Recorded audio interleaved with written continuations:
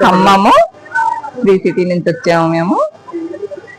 మా స్వామివారి దగ్గర ఫస్ట్ టైం వచ్చాము మేము.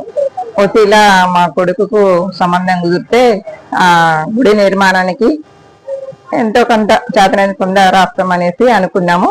ఒక 10,000 రూపాయలు ఆ గుడి నిర్మాణానికి ఇచ్చాము. పెళ్లి నెల రోజులలో మా బాబు మ్యారేజ్ అయిపోయింది. అట్లా స్వామివారికి అనంత కోటాను కృతజ్ఞతలు తెలుపుకోవడానికి వచ్చాము.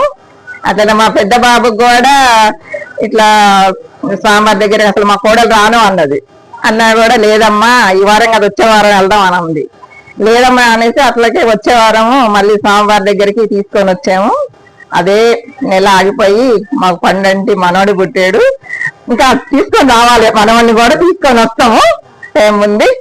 మరి ఇంతటి అనుగ్రహం అసలు ఏ స్వామివారి దగ్గర కూడా